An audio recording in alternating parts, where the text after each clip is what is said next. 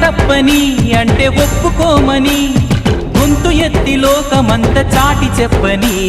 ప్రేమే తోడుంటే నిత్యం మధుమాసం తానే లేకుంటే బతుకే వనవాసం ప్రేమే కలకాలం మన వెంట ఉండి నడుపుతుంది నిండు గోదారి కదా ఈ ప్రేమ